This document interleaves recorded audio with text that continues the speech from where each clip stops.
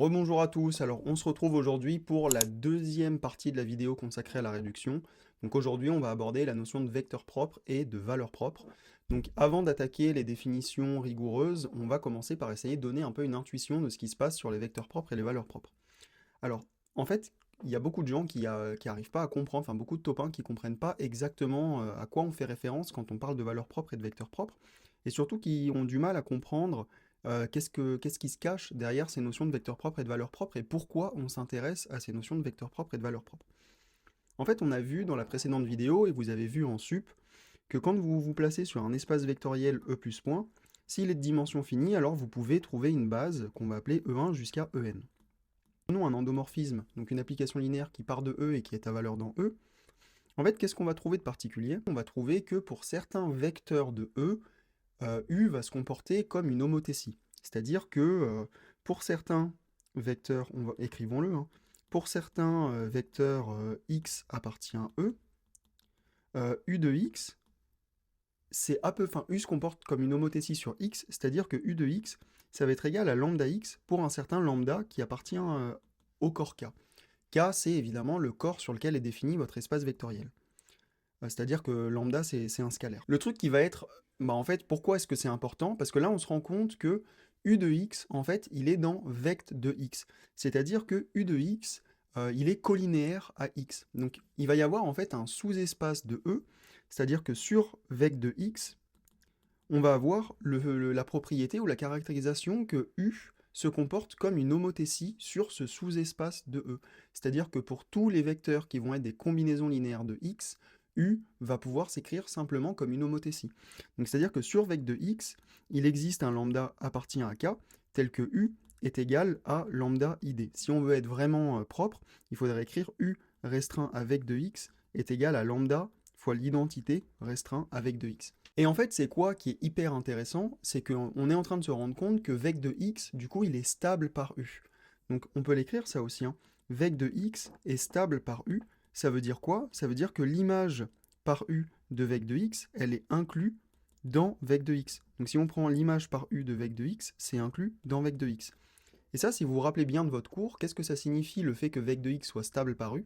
Ça veut dire qu'on peut définir un endomorphisme induit par u sur vec de x. Et cet endomorphisme induit, c'est exactement ce que j'ai noté entouré là, c'est en fait lambda fois l'identité, c'est-à-dire que sur vec de x, u induit un endomorphisme qui est une homothétie. Et en fait, c'est hyper pratique parce que dans ce cadre-là, on a quoi comme particularité? On a le fait que u s'écrive hyper simplement sous la forme lambda fois l'identité.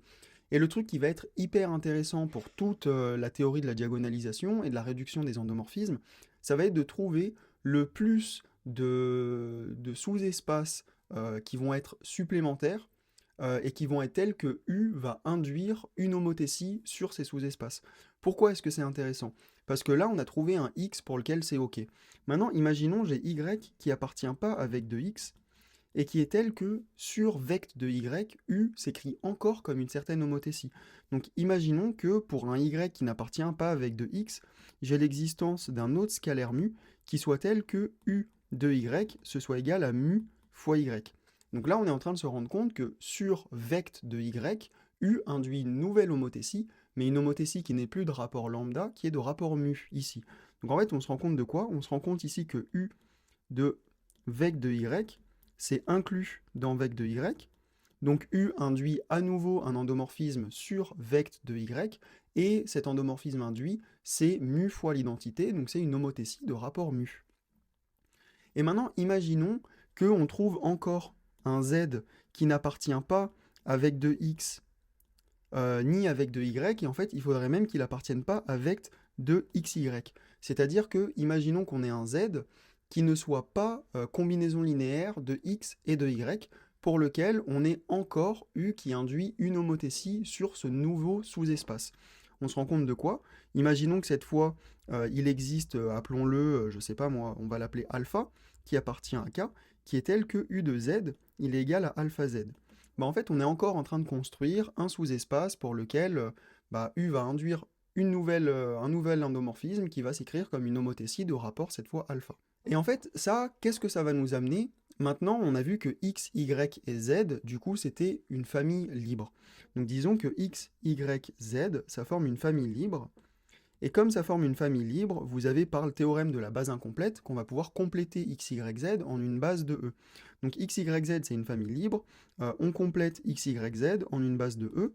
Donc on complète x, y, z en une base de E. Et qu'est-ce qu'on va avoir maintenant? Disons qu'on va l'appeler x, y, z, E4 jusqu'à En. Et bien maintenant, si j'écris la matrice de U dans la base que je viens de définir là, c'est-à-dire x, y, z, E4 jusqu'à En, qu'est-ce que je vais avoir? Ça, appelons cette base BE. Dans cette base BE, si j'écris la matrice de U dans BE, je vais me rendre compte de quoi?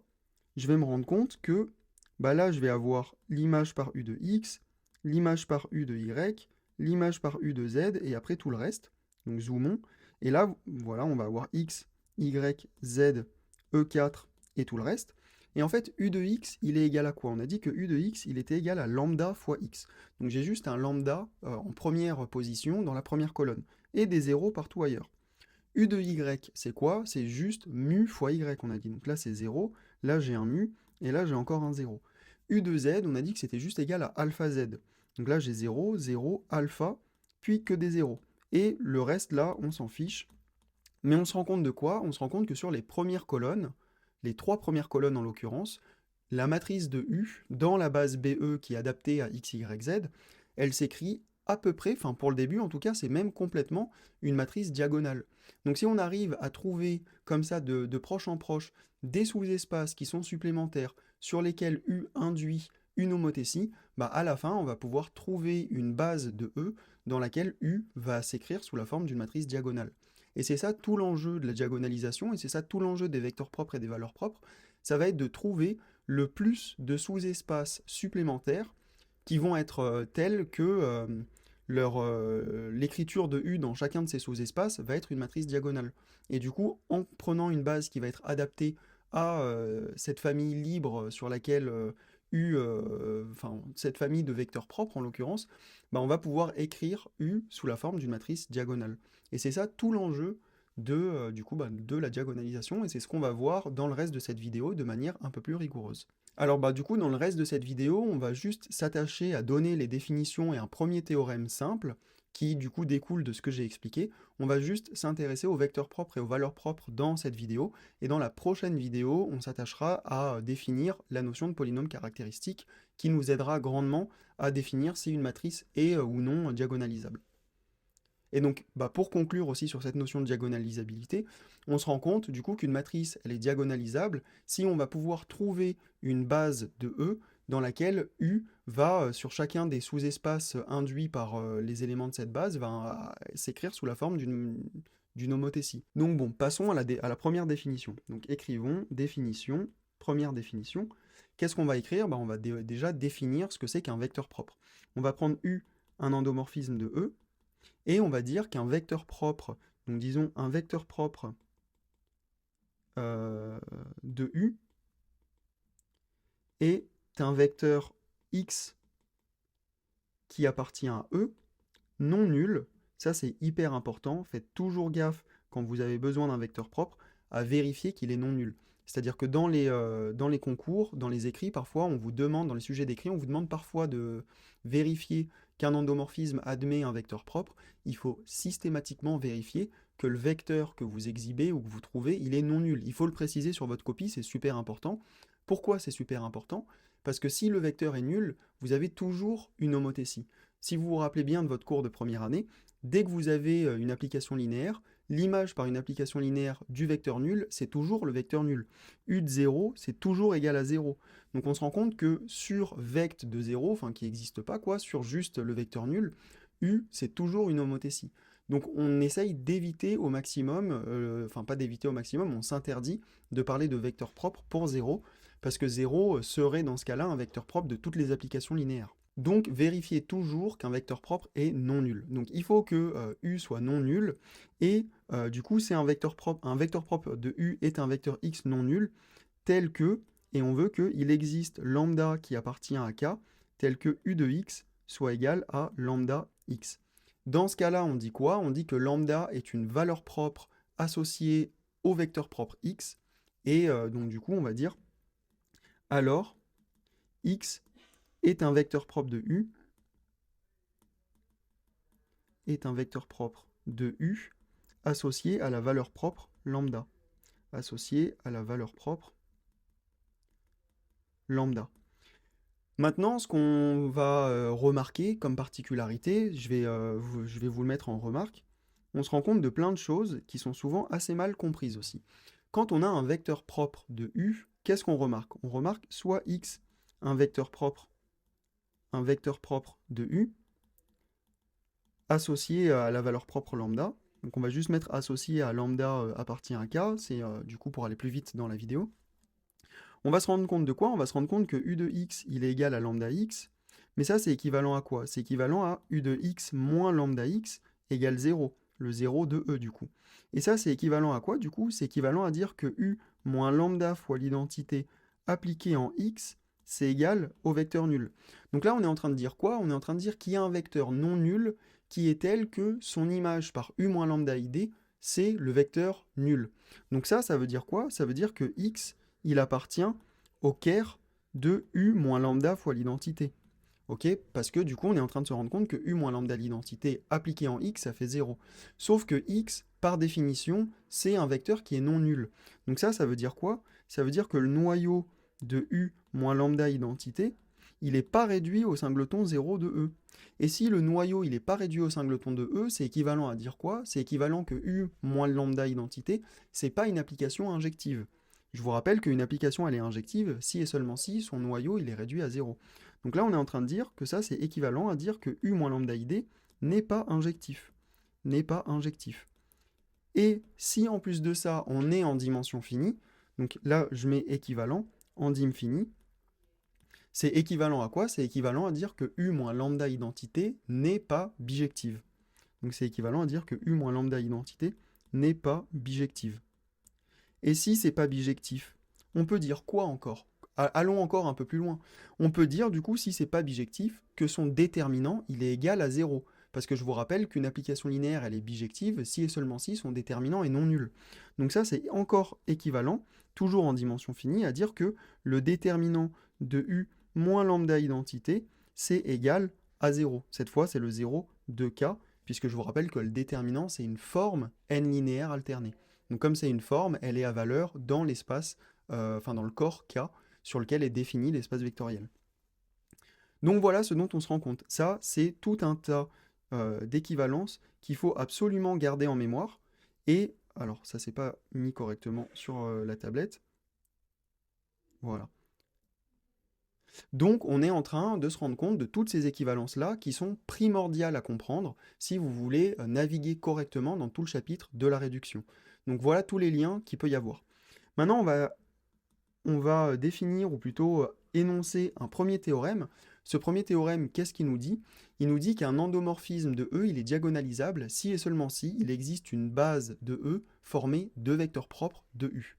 Donc c'est exactement ce que je vous expliquais dans l'introduction en vous donnant l'intuition. Donc ce qu'on est en train de dire, c'est que U appartient à L de E, est diagonalisable si et seulement si on peut trouver une base de E, donc si et seulement si il existe une base de E formée de vecteurs propres de U. Donc si et seulement si il existe une base de E formée de... On va abréger vecteurs propres en VP avec une flèche au-dessus pour préciser que c'est des vecteurs propres et non pas des valeurs propres. Donc si et seulement s'il existe une base de E formée de vecteurs propres de U. Et en fait, pourquoi? Parce qu'on se rend compte que dans cette base-là, en l'occurrence, la matrice de U va s'écrire sous la forme d'une matrice diagonale. Donc démontrons-le rapidement. Hein. Si U est diagonalisable, qu'est-ce qui se passe? On essaye de démontrer le si et seulement si là. Si U est diagonalisable, alors il existe une base BE, une base de E, telle que, dans cette base-là, on ait la matrice de U qui s'écrive sous la forme d'une matrice diagonale. Donc la matrice de U dans la base BE, elle va s'écrire alpha 1 jusqu'à alpha n, 0, 0, si la dimension de E, c'est n, évidemment. Si dim de E égale n. Mais dans ce cas-là, on se rend compte de quoi? On se rend compte que sur cette base, qu'on va appeler, appelons-la E1 jusqu'à En, comme d'habitude, donc on va avoir U de E1 qui est égal à alpha 1 fois E1, etc. Donc là, on va se rendre compte de quoi? On va se rendre compte que pour tout I appartient à un N, on va avoir U de EI qui va être égal à alpha I fois EI, avec évidemment EI qui est non nul, qui n'est pas le 0 de E. Et donc on est en train de se rendre compte que ainsi, E1 jusqu'à En, c'est bien une base de vecteurs propres. Donc est une base de vecteurs propres. Il faut toujours préciser vecteur propre de U. Ok, parce que vecteur propre en tant que tel, ça n'a pas vraiment de sens. Il faut toujours parler de vecteur propre pour une application linéaire en particulier. Et inversement, si E admet une base de vecteur propre de U, et inversement, si E admet une base de vecteur propre de U, alors la matrice de U dans cette base-là, elle va, elle encore, être diagonale. On peut s'en rendre compte rapidement. Si on va les appeler epsilon 1 jusqu'à epsilon n est une base de vecteur propre, est une base de vecteur propre de U, telle que on va définir quels sont les rapports des homothéties qui sont induites par U sur chacun des vecteurs de epsilon i. On va dire tel que pour tout i appartient à un n, il existe, on va l'appeler cette fois lambda i qui appartient à k, tel que u de epsilon i ce soit égal à lambda i epsilon i, alors du coup la matrice de u dans cette base-là, appelons-la, je sais pas, on va l'appeler BE', du coup ça va être égal à quoi? On va regarder, allez, zoomons, on va avoir ici u de epsilon 1, tac tac tac, jusqu'à u de epsilon n, et on va essayer d'écrire ça dans la même base à l'arrivée, donc epsilon 1 jusqu'à epsilon n. Et donc u de epsilon 1, par définition, c'est lambda 1. Et après, on n'a que des zéros. U de epsilon 2, ça nous fait 0, lambda 2, 0, jusqu'à la fin. Et on va se rendre compte que jusqu'à u de epsilon n qui est égal à lambda n fois epsilon n, on n'a que des zéros partout ailleurs. En fait, on est en train de se rendre compte qu'on a défini ici une matrice diagonale. Donc la matrice de U dans une base de vecteurs propres, c'est toujours une matrice diagonale, et les éléments diagonaux, c'est exactement les valeurs propres de U, qui sont à chaque fois en correspondance avec le vecteur propre qu'il y a juste au-dessus. Évidemment, si vous permutez l'ordre des vecteurs propres, vous gardez la notion de base, vous avez toujours une base de vecteurs propres, vous avez juste permuté l'ordre, et vous allez simplement changer l'ordre d'apparition de vos valeurs propres. Donc si maintenant BE', au lieu d'être epsilon 1, epsilon 2 jusqu'à epsilon n, vous choisissez de mettre epsilon n, epsilon n-1, epsilon 2, epsilon 1, vous allez juste intervertir l'ordre d'apparition de vos valeurs propres sur la diagonale. Donc voilà ce qui se passe pour définir un endomorphisme diagonalisable. En fait, vous avez ici une condition nécessaire et suffisante. Il faut absolument qu'il existe une base de E qui soit constituée de vecteurs propres de votre endomorphisme. Si vous ne trouvez pas une base de vecteurs propres pour votre endomorphisme, c'est que votre endomorphisme ne va pas être diagonalisable, et on verra dans quelques vidéos, donc en fait dans la suite de cette vidéo, mais que je posterai par morceaux, on verra des conditions ou des critères pour qu'un endomorphisme puisse être trigonalisable, c'est-à-dire que sa matrice s'écrive dans une certaine base sous la forme d'une matrice triangulaire.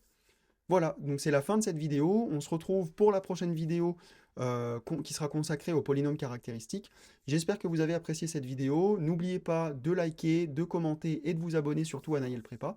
Et je vous dis à bientôt pour une prochaine vidéo. Ciao, ciao!